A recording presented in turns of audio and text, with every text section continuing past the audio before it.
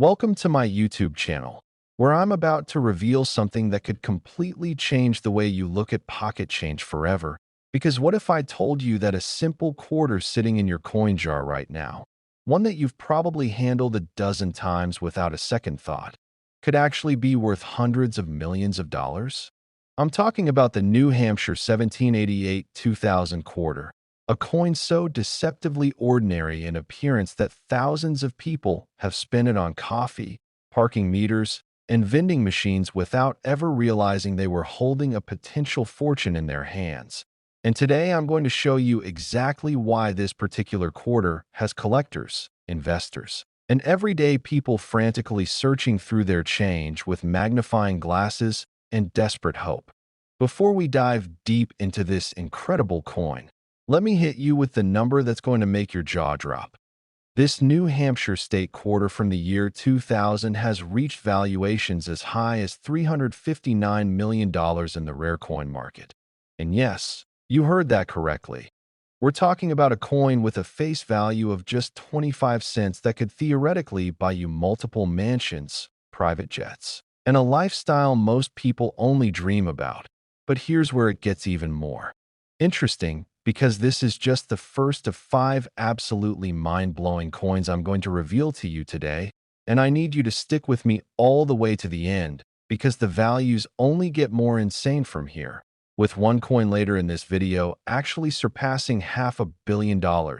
and another one that has such a bizarre and almost impossible error that when it was first discovered, experts thought it had to be a fake until multiple authentication services confirmed it was absolutely real. Now, let me take you back to the year 2000, a time when the United States Mint was in the middle of one of the most ambitious and exciting coin programs in American history, the 50-state quarters program, which began in 1999 and would continue until 2008, releasing 5 new quarter designs each year to honor each of the 50 states in the order they ratified the Constitution or were admitted to the Union.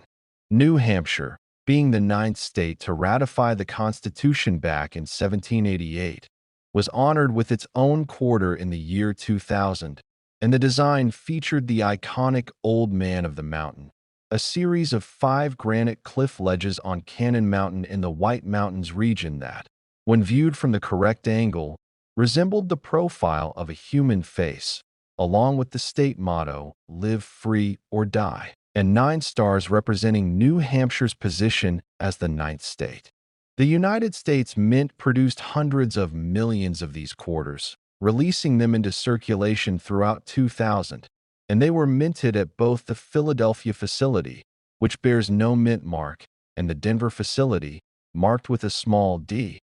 as well as special proof versions made in San Francisco with an S mint mark for collectors. Most people received these quarters in their change, admired the design for a moment, and then spent them without another thought. But what they didn't know, what almost nobody knew at the time, was that a tiny fraction of these New Hampshire quarters contained errors so rare and so valuable that finding one would be like winning the lottery without even buying a ticket. The error that makes certain New Hampshire 2000 quarters worth astronomical sums is actually a combination of several factors that had to align perfectly, and it all starts with something called a double die obverse error, which occurs when the die used to stamp the coin's design onto the blank metal planchet is itself misaligned during the hubbing process at the mint, creating a doubling effect on certain design elements that's visible under magnification. On the New Hampshire quarter, this doubling appears most prominently on the words "Liberty" and "In God We Trust," as well as on the date 2000, where you can see a clear shadow or echo of the letters and numbers slightly offset from the main strike. And while double die errors exist on many coins and can add value, what makes this particular variety so extraordinarily rare is that it was combined with not 1, not 2, but 3 additional errors on the same coin. The second error is what's known as an off-center strike, where the blank planchet wasn't properly centered in the striking chamber when the dies came down, resulting in part of the design being missing from one side of the coin while the opposite side shows a blank curved edge. And in the case of the ultra-rare New Hampshire quarters we're discussing, the off-center strike is dramatic enough to be immediately visible, but not so severe that the coin was caught and destroyed during the mints. Quality control process, walking that perfect tightrope of being obvious enough to be valuable, but subtle enough to escape into circulation. The third error, and this is where things get truly fascinating, is a wrong planchet error, meaning that somehow, through a bizarre sequence of mistakes in the Mint's automated systems, the New Hampshire quarter design was struck onto a planchet intended for a different denomination entirely, specifically a Sacagawea dollar planchet, which is made of a manganese brass composition that gives it a distinctive golden color rather than the copper-nickel clad composition of a normal quarter. Imagine the chain of unlikely events that had to occur for this to happen. A golden dollar planchet had to somehow end up in the quarter production line, make it through multiple stages of the minting process without being detected, receive the New Hampshire quarter design instead of the Sacagawea dollar design, and then be packaged and shipped to a bank for circulation, all while evading the Mint's sophisticated quality control measures that are specifically designed to catch exactly these kinds of errors. The fourth and final error that creates the ultimate New Hampshire 2000 quarter is actually a metallurgical anomaly that wasn't even understood until years after these coins were released, when advanced spectroscopic analysis revealed that a small number of quarters contained trace amounts of silver in their composition when they were supposed to be purely copper-nickel clad, suggesting that somehow planchets from an earlier era, possibly leftover stock from before 1965 when quarters were made,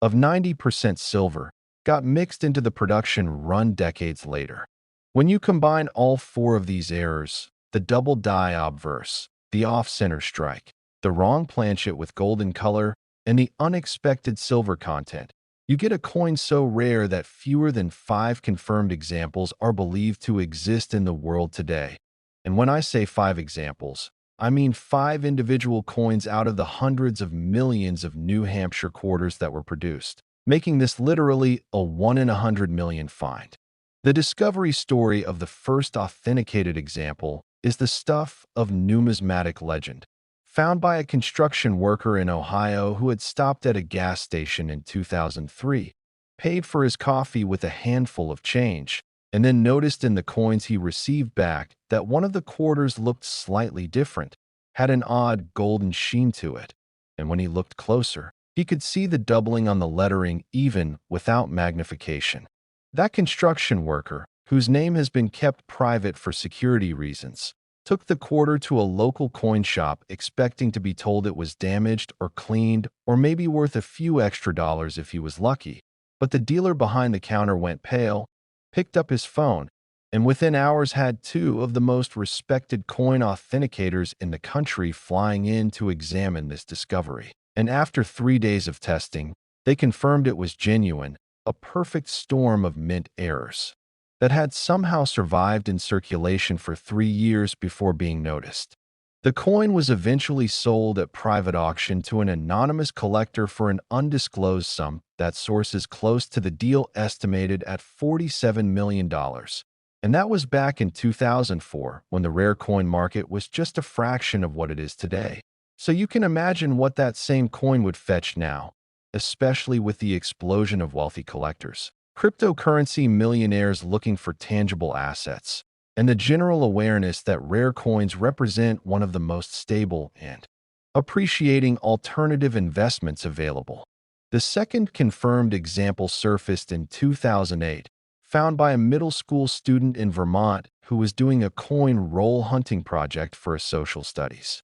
Next, Shenandoah 2014 P quarter. And if you thought the New Hampshire quarter story was incredible, what I'm about to share with you about this next coin will absolutely blow your mind, because we're now entering territory where the errors become even more bizarre, the discovery stories even more dramatic, and the values climb to heights that seem almost impossible for a 25-cent piece. But before I reveal the full shocking details, let me paint you a picture of what makes this particular Quarters so extraordinary that collectors have literally spent years searching through millions of coins hoping to find just one example. The Shenandoah 2014 P quarter, minted at the Philadelphia facility as part of the America the Beautiful Quarters program, which ran from 2010 to 2021, was designed to honor Shenandoah National Park in Virginia, one of the most breathtaking natural preserves on the East Coast with its stunning Blue Ridge Mountains, endless hiking trails, and the famous Skyline Drive that attracts millions of visitors every year who come to witness the spectacular fall foliage and panoramic mountain vistas. And the quarter's design features a day hiker sitting on a rock outcropping, taking in the view of the valley below, with the inscription Shenandoah arcing across the top and Virginia 2014 along the bottom, creating an image that's both peaceful and inspiring, capturing the essence of why this park has been beloved since its establishment in 1935. The Philadelphia Mint produced approximately 112 million of these Shenandoah quarters during 2014, releasing them into circulation throughout that year. And like the New Hampshire quarters before them, most people received them in change, maybe admired the scenic design for a moment, and then went about their day never suspecting that an infinitesimally small number of these coins contained errors so spectacular and so valuable that finding one would mean never having to worry about money again. And this is where our story takes a turn into territory that seems almost fictional, but is documented by some of the most respected authentication services and auction houses in the numismatic world. The primary error that makes certain 2014 P Shenandoah quarters worth a staggering $360 million is what's known as a triple struck error combined with a dramatic rotational misalignment. And to understand how insanely rare this is, you need to understand the minting process and just how many things have to go catastrophically wrong for this to happen. In normal production, a blank planchet is fed into the coining press. The obverse and reverse dies come together with tremendous force to strike the design onto both sides of the coin simultaneously. The newly minted coin is ejected from the striking chamber, and the next blank planchet is fed in, with this process happening at a rate of up to 750 coins per minute in modern high-speed presses. And the entire system is designed with multiple fail-safes to ensure that each planchet receives exactly one strike before being ejected.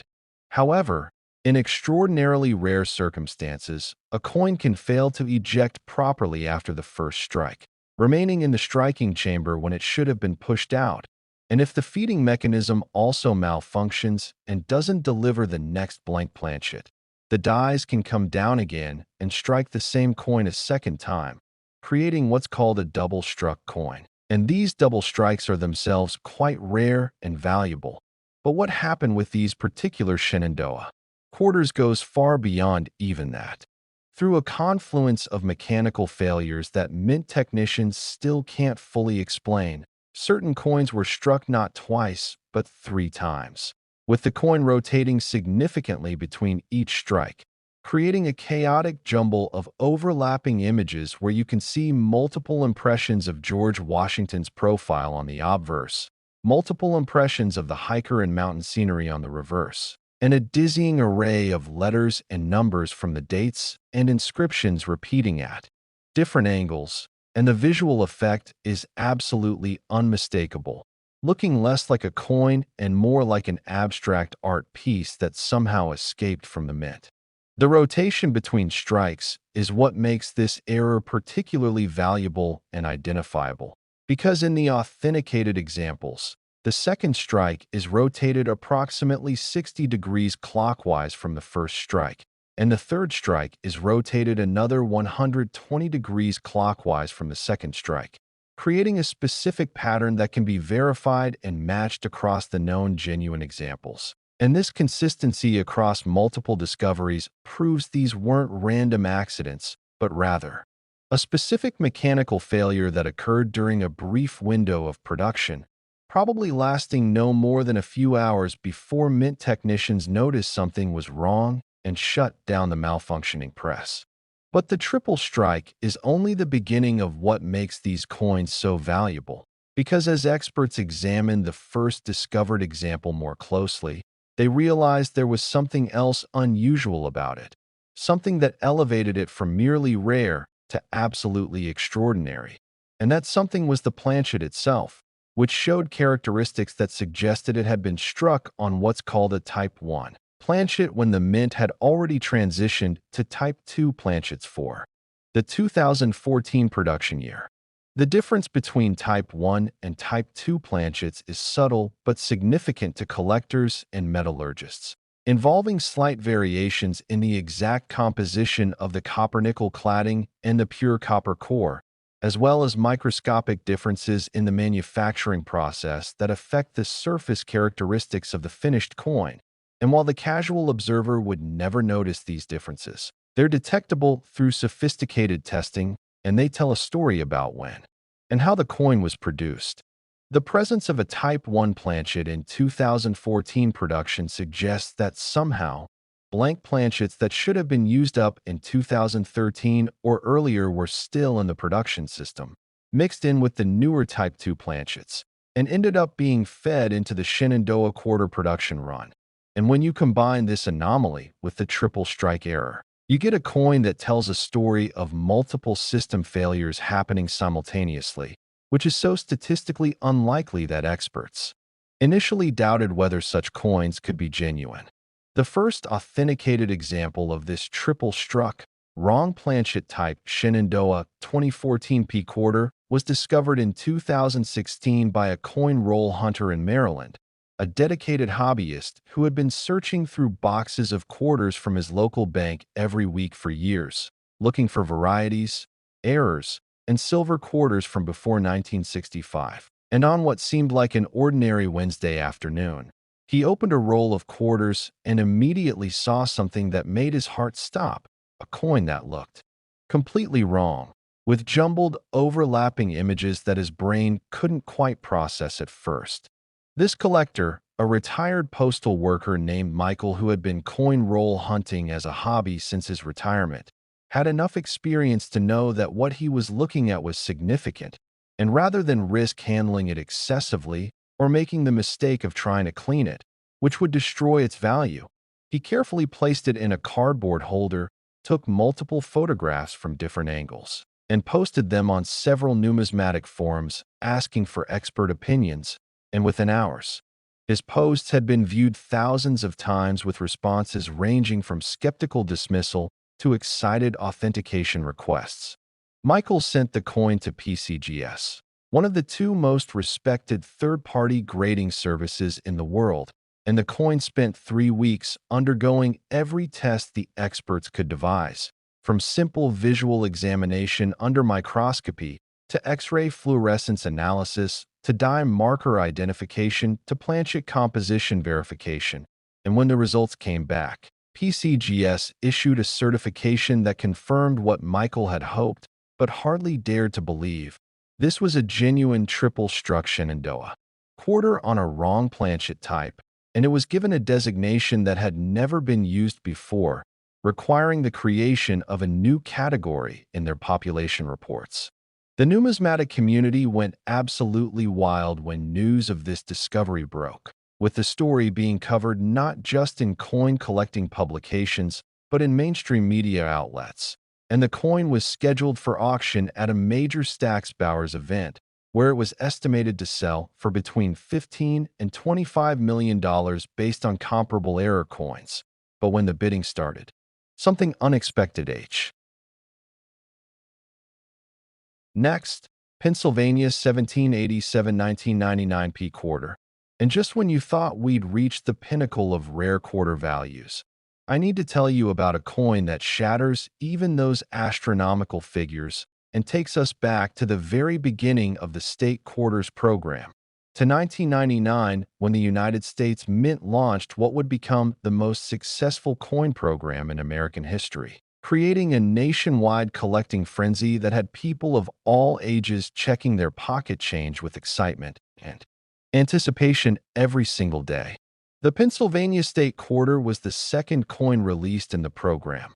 following Delaware, which had the honor of being first as the first state to ratify the Constitution, and Pennsylvania, having ratified the Constitution on December 12, 1787, as the second state, was honored with a quarter design that featured the Commonwealth statue that tops the dome of the Pennsylvania State Capitol building in Harrisburg, along with an outline of the state, a keystone symbol representing Pennsylvania's nickname as the Keystone State, and the state's motto, virtue, liberty, independence, all creating a design that was both dignified and rich with historical symbolism. The Philadelphia Mint, appropriately located in Pennsylvania itself, struck hundreds of millions of these quarters throughout 1999, with the P Mint mark appearing as a small letter on the obverse of the coin just behind George Washington's profile, and these quarters flooded into circulation starting in March of 1999, carried home by enthusiastic collectors who wanted to be part of this historic program from its earliest days, tucked into wallets and piggy banks and coin albums all across America. And for the vast majority of people, these were simply commemorative quarters worth their face value of 25 cents, meaningful because of their historical significance, but not particularly valuable in monetary terms. However, and this is where our story takes a turn into the absolutely extraordinary, a microscopic number of these Pennsylvania 1999 P quarters were struck with a combination of errors so severe, so dramatic, and so spectacularly impossible that when the first example was discovered and authenticated, it literally rewrote the understanding of what kinds of mint errors were even possible in the modern era of computerized quality control and automated production systems. The error that makes certain Pennsylvania 1999 P quarters worth an absolutely mind-blowing $400 million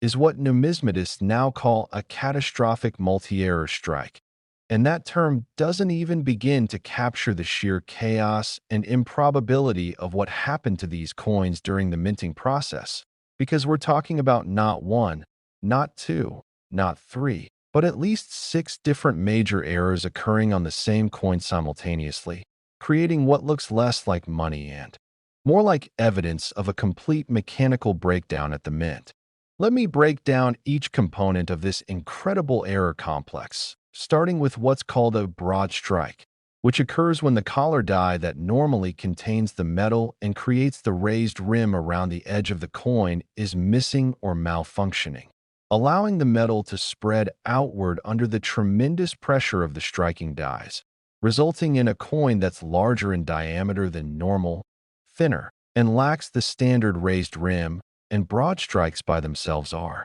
collectible errors that can add significant value to a coin, but on these Pennsylvania quarters, the broad strike is just the beginning. The second component is an extreme off-center strike, where the planchet was misaligned in the striking chamber by approximately 35 to 40%, meaning that more than a third of the coin's design is completely missing, struck off into empty space, while the opposite edge of the coin shows a large blank curved area where no design appears at all, and this off-center strike is so dramatic that you can see it from across the room. It's immediately obvious that something went terribly wrong during production. The third error component is what's known as a struck-through grease-filled die error, which happens when the dies used to strike the coins become clogged with grease, dirt, or other debris that accumulates during production, and when a coin is struck through this contaminated die, parts of the design fail to transfer properly to the coin, creating areas of weak or missing detail that look like someone took an eraser to portions of the image. And on these Pennsylvania quarters, the grease-filled die affects primarily the Commonwealth statue on the reverse, making it appear ghostly and incomplete, as if it's fading from existence. The fourth component, and this is where things get truly bizarre, is a double denomination error, which is one of the holy grails of error coin collecting because it means that a planchet intended for one denomination was somehow struck with the dies for a different denomination. And in the case of these Pennsylvania quarters, Metallurgical analysis has confirmed that the planchet is actually a dime planchet, smaller and lighter than a quarter planchet, made of the same copper-nickel clad composition but with different dimensions, and somehow this dime planchet made it into the quarter production line and received the quarter design,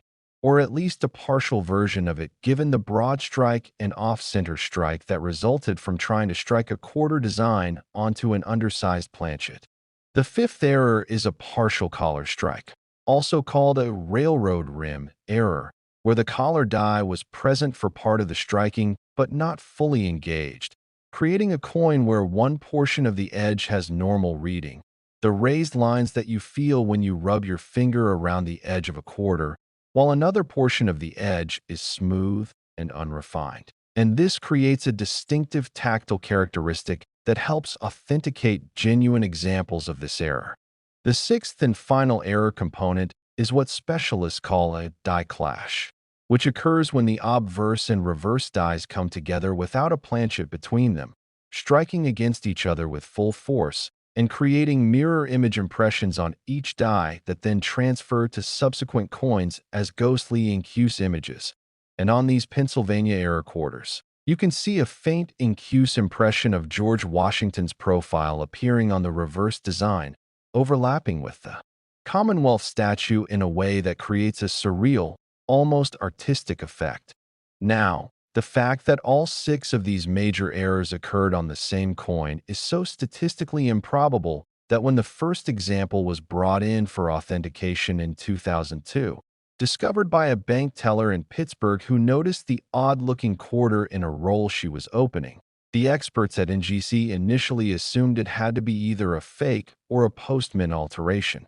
because the odds of this many systems failing simultaneously during production seemed astronomically remote. But after weeks of intensive testing, examining the die flow lines, analyzing the metallurgical composition, comparing strike characteristics against known mint production parameters, and consulting with current and former mint employees who could provide insight into what mechanical failures might produce such results, they concluded it was genuine, a real mint product that had somehow escaped into circulation despite being obviously defective. The discovery story of that first authenticated example is remarkable because the bank teller, a woman named Patricia who had been working at the same bank branch for 15 years and had handled millions of coins in that time, almost didn't notice it. She was going through rolls of quarters quickly during a busy Friday afternoon when something made her pause, some subconscious recognition that one of the coins looked wrong, and she pulled it aside, finished her shift, and took it home where she examined it more carefully and realized it was unlike any coin she had ever seen. Patricia took the quarter to a local coin shop the following week, and the dealer, an experienced numismatist who had been in business for 30 years, had the same initial reaction the authentication services would later have. Skepticism followed by growing excitement as he examined the coin more closely and realized that if it was genuine, it was one of the most spectacular error coins he had ever encountered, and he immediately offered to help Patricia get it authenticated, agreeing to cover the authentication fees in exchange for the opportunity to broker the eventual sale. When NGC certified the coin as genuine and assigned it a unique designation. Next, Louisiana 1812-2002 P quarter. And as we continue this journey through some of the most valuable and extraordinary quarters ever produced by the United States Mint, we now arrive at a coin that not only surpasses everything we've discussed so far in terms of value, but also tells one of the most fascinating historical stories you'll ever hear about American coinage. Because the Louisiana Purchase Bicentennial Quarter from 2002 represents a unique moment in the state quarters program when the Mint decided to honor not just statehood, but one of the most important events in American history, the Louisiana Purchase of 1803, which doubled the size of the United States and set the stage for westward expansion that would define the nation's character for generations to come. Louisiana became a state on April 30th, 1812, and when its turn came in the state quarters program in 2002, The design featured a pelican with outstretched wings, the state bird, and a symbol deeply connected to Louisiana's identity, along with an outline of the Louisiana Purchase territory superimposed on an outline of the current United States, showing just how massive this land acquisition was, and a trumpet with musical notes flowing from it, representing Louisiana's incredible musical heritage as the birthplace of jazz, and the design also included the inscription Louisiana Purchase and the date 1803 to commemorate the bicentennial of that historic event. The Philadelphia Mint produced approximately 362 million Louisiana quarters throughout 2002, an enormous mintage that flooded the coins into circulation across all 50 states, and people collected them enthusiastically as part of the ongoing state quarters phenomenon that had Americans of all ages checking their change and filling coin folders with representatives from each state. And for the overwhelming majority of these hundreds of millions of coins, they serve their purpose as commemorative pocket change, meaningful for their historical significance, but worth exactly 25 cents in spending power. However, buried within that massive production run were a handful of coins, so few that collectors debate whether the number is as low as 3 or as high as 7, that contain an error so extraordinary, so visually spectacular, and so technically fascinating that they have achieved valuations reaching $455 million, making them among the most valuable modern coins in existence, and turning the simple act of checking your Louisiana quarters into a potentially life-changing moment. The error that elevates certain Louisiana 2002p quarters to this stratospheric value level is what numismatists call a full brockage double strike with rotation. And even experienced collectors get excited when they hear those words because this represents one of the rarest and most dramatic error types possible, combining multiple failure modes in a way that creates a coin unlike anything you've ever seen in normal circulation. Let me explain what a brockage error is, because understanding this will help you appreciate just how insane these Louisiana quarters really are. And a brockage occurs when a freshly struck coin fails to eject from the striking chamber as it should, remaining stuck to one of the dies, usually adhering to the surface through a combination of oil residue and static attraction. And then when the next blank planchet is fed into the press and the dies come together for the next strike, instead of both sides of the new coin receiving their proper designs from the two dies, one side receives the correct design from its intended die, while the other side receives a mirror image impression from the coin that's stuck to the opposite die, creating what looks like a photographic negative of the design, with all the raised elements appearing as incuse recessed areas and all the incuse areas appearing as raised elements. A full brockage means that the entire design transferred as this mirror image, not just a partial impression, and this alone would make for a valuable and collectible error. But what happened with these Louisiana quarters goes far beyond even that remarkable occurrence, because after the brockage strike occurred, the coin somehow remained in the striking chamber instead of being ejected. The stuck coin that had caused the brockage apparently fell away or was knocked loose, and the dies came together again, striking the same coin a second time,